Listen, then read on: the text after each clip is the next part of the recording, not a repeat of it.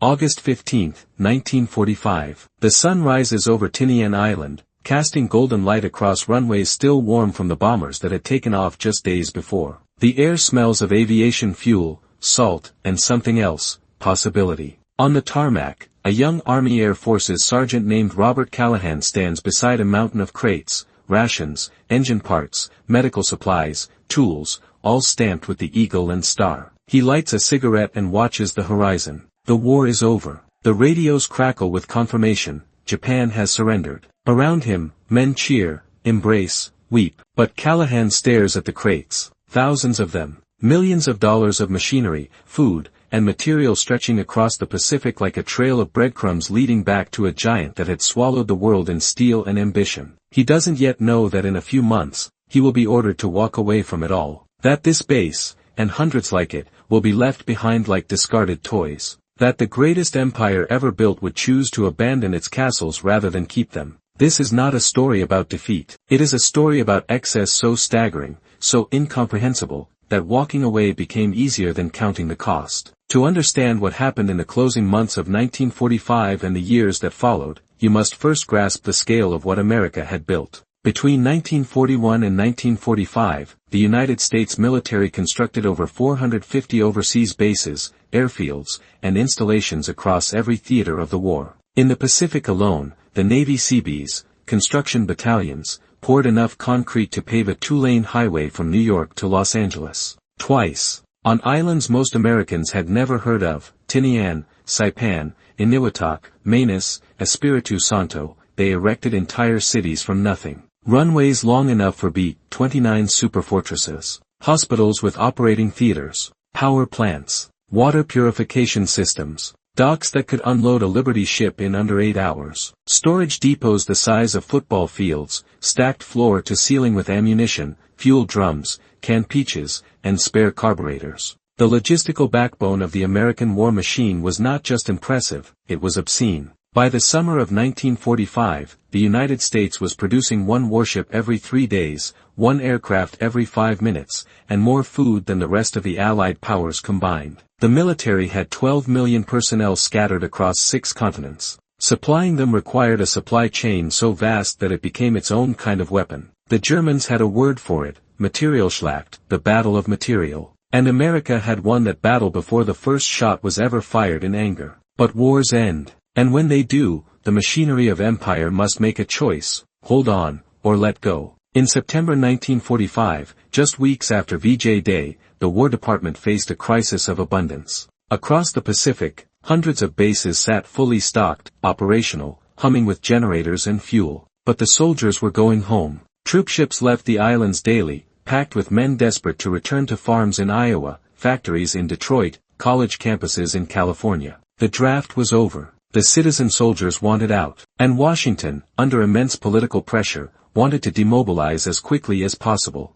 12 million men in uniform was a wartime necessity. In peacetime, it was an economic disaster. Every month those men remained overseas cost the Treasury millions. Every base kept operational required personnel, fuel, maintenance, security. The Pentagon ran the numbers. To keep even a quarter of the overseas bases fully staffed and supplied would require a permanent standing army of over 2 million men. Congress would never authorize it. The public would never accept it. America had no appetite for empire. Not the old kind, anyway. Not the kind that required governors and garrisons and endless occupation. The British had that. The French had that. And look where it got them, exhausted, bankrupt, clinging to colonies that drained them dry. So the order came down, quietly at first, then with increasing urgency, abandon the bases. Not all of them. The strategic ones, Okinawa, Guam, the Philippines, would remain, scaled down but operational. But the rest? The hundreds of jungle airstrips, the forward supply depots, the island fortresses built for invasions that would never come?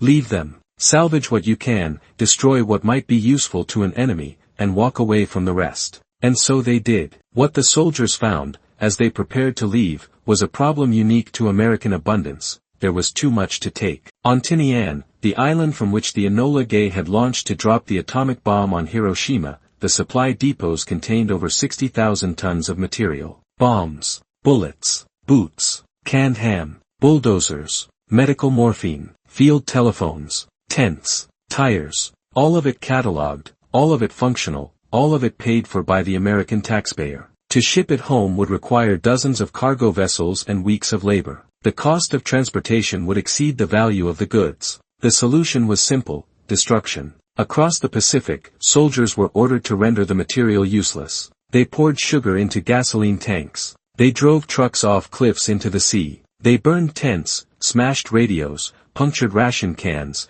and bulldozed entire warehouses into the surf. On some islands, locals watched in stunned silence as Americans destroyed in hours what would have taken their villages years to build. On Espiritu Santo, the Seabees shoved brand new jeeps, still in their factory grease, into the ocean. On Manus Island, they dynamited fuel depots rather than leave them standing. The logic was strategic: deny the material to potential enemies. But to those who witnessed it, it looked like madness. Like wealth so vast it had lost all meaning. One marine engineer, writing home to his wife in November 1945, described it this way: "We spent 3 years building this place. Runways, barracks, everything. Now they're telling us to wreck it. We're blowing up our own bridges, pushing our own equipment into the ocean. It feels wrong, but I guess that's just how we do things. Build it big, use it once, throw it away." That letter, preserved in the National Archives, captures something essential about the American way of war: it was industrial, temporary, and utterly indifferent to permanence. The bases were not monuments. They were tools.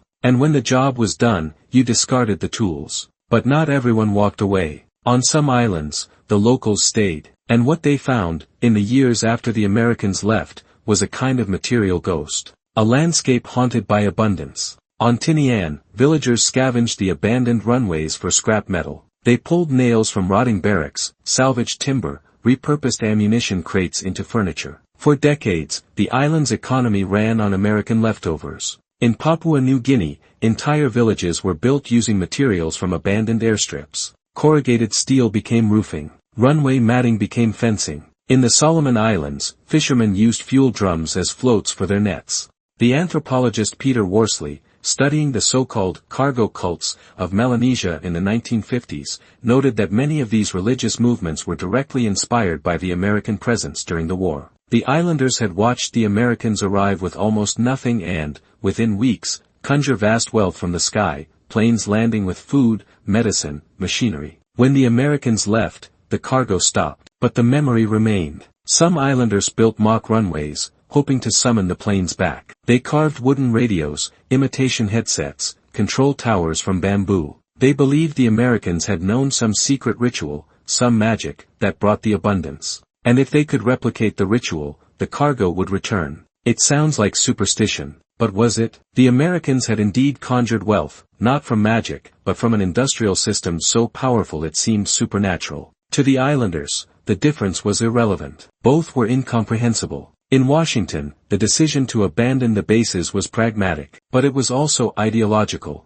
America, in 1945, was defining itself against the old empires. Britain, France, the Netherlands, they held colonies through occupation, extracting wealth and demanding loyalty. America, by contrast, would project power without possession. It would dominate not through territory, but through economics, technology, and, when necessary, temporary force. The bases, in this vision, were not permanent outposts of empire. They were forward operating positions in a world where speed and mobility mattered more than fortifications. General Dwight Eisenhower, in a memo to the Joint Chiefs in October 1945, argued that maintaining overseas bases in peacetime was both impractical and unnecessary. "Our security," he wrote, "lies not in static defenses but in the capacity to mobilize overwhelming force quickly. We do not need to hold every island. We need to be able to reach any island." This doctrine, of flexible response, of air and sea power over territorial control, would shape American military strategy for the next 50 years.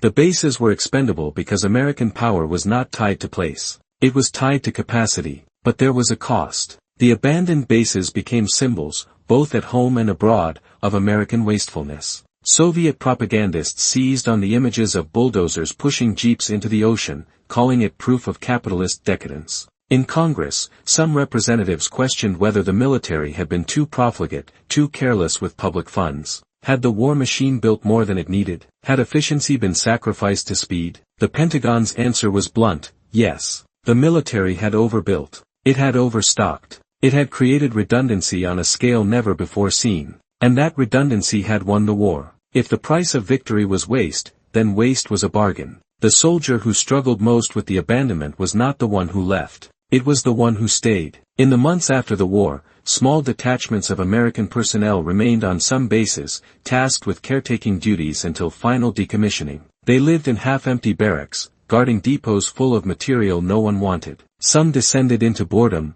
drinking, depression. Others became obsessed with the bases themselves, maintaining them as if the war might resume at any moment. One such soldier was Lieutenant James Harker, assigned to a base on Samar in the Philippines. In letters to his sister, preserved in a small historical collection in Oregon, Harker described his duties with a mix of pride and absurdity. "I am the commander of a base that no longer exists," he wrote in January 1946. "We have 5 men. We guard buildings that will never be used again. I file reports that no one reads. But I keep the runways clear. I keep the lights on. I don't know why. Maybe because someone has to." Harker's story ended quietly. He returned to the States in March 1946, took a job as a high school teacher, and never spoke of the war again. But his letters hint at something deeper, a recognition that the bases were not just infrastructure. They were monuments to a certain kind of power. And abandoning them meant admitting that power was temporary. By 1950, most of the Pacific bases were gone,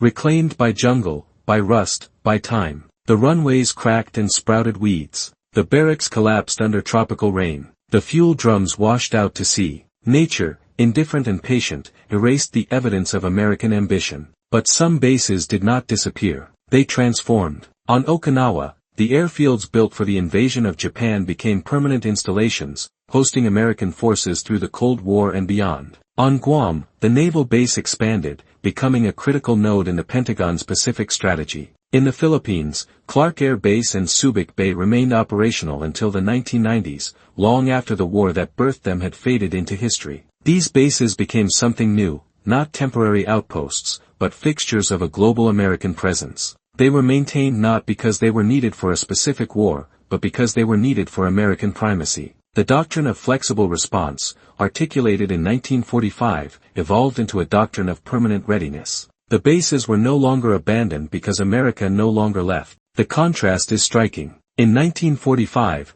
America walked away from hundreds of bases because it could afford to. By 1955, it stayed in dozens of bases because it felt it had to. The shift was not just strategic, it was psychological. The wartime abundance that made abandonment easy gave way to Cold War anxiety that made presence necessary. The enemy had changed. The stakes had changed. And with them, the calculus of empire. But the memory of abandonment lingered. In military logistics, the term Tinian syndrome became shorthand for overbuilding, constructing bases, depots, and infrastructure far beyond immediate need, assuming they would be discarded after use. Critics saw it as wasteful. Defenders saw it as insurance. Both were right. There is a photograph, taken in 1948, of a young boy standing on a beach in the Marshall Islands. Behind him, half buried in sand, is the tail section of an American bomber. The boy is smiling. He is using the metal as a slide. The image was published in National Geographic with the caption, "Remnants of War Become Playground." It is a hopeful image, a symbol of resilience and renewal. But it is also a monument. A monument to the speed with which America built, fought, and moved on. A monument to the abundance that made walking away possible. A monument to the choice, deliberate, calculated, and utterly American. To prefer abandonment over maintenance, mobility over permanence, the future over the past. Sergeant Robert Callahan, the man who stood on Tinian in August 1945 and stared at the crates, returned home to Ohio in December of that year. He never went back to the Pacific. He worked in a factory, raised 3 children, and rarely spoke of the war. But in 1982, a historian interviewing him for an oral history project asked, "Do you ever think about the base? About what you left behind?" Callahan paused. Then he said, "Every day. Not because I regret it, but because I still can't believe we did it. We built a city in the middle of nowhere. We won a war from that city. And then we walked away like it never existed. That's America, isn't it? We don't build empires. We build victories. And then we leave." The interviewer pressed, "But doesn't that seem wasteful?" Callahan smiled. "Wasteful? Maybe. But we could afford to waste. That's the point. The Japanese couldn't. The Germans couldn't. We could. And that's why we won. In the decades since, historians have debated the wisdom of abandoning the bases. Some argue it was a missed opportunity, that America could have secured a more permanent foothold in the Pacific, avoiding future conflicts. Others argue it was essential, that the abandonment allowed America to avoid the pitfalls of territorial empire, maintaining influence without occupation. But the soldiers, the ones who built the bases and walked away, understood something the historians missed: the bases were never meant to last. They were built for a single purpose, in a single moment. And when that moment passed, they were obsolete. Not because they had failed, but because they had succeeded. The American way of war was not about holding ground. It was about overwhelming force, applied with industrial precision, and then withdrawn. The bases were tools of that force. And when the job was done, you set the tools down and went home. Today, you can still find them, if you know where to look. On Tinian, the North Field runways remain, cracked and overgrown, but visible from the air. On Samar, rusted fuel drums dot the hillsides. On Manus, the locals still dive for scrap metal in the harbor, pulling up fragments of an empire that lasted 4 years and vanished overnight. These ruins are not monuments to failure. They are monuments to a philosophy, that power is not measured by what you hold, but by what you can afford to leave behind. That abundance is not hoarding, but expenditure. That victory is not occupation, but the freedom to walk away. August 15, 1945. A sergeant stands on a runway and watches the sun rise over an island that will soon be empty. He does not know what the future holds. He does not know that the world he helped build will become something both more and less than an empire. That America will stay and leave, hold and release, dominate and withdraw, in an endless cycle dictated not by territory, but by choice. He lights a cigarette. The crates wait behind him, silent and patient. Tomorrow, they will begin to disappear. Some will be shipped home. Some will be destroyed. Some will be left for the jungle to reclaim. But today, they are still there. A monument to abundance. A monument to victory. A monument to the peculiar American faith that the best way to keep power is to give it away. The sun climbs higher. The war is over. The base, already, is a ghost. And in that ghost, you can see the future, not an empire of land, but an empire of capacity. Not an empire of permanence, but an empire of motion. Not an empire that holds on, but an empire that lets go. Because only an empire that can afford to abandon its castles is truly free.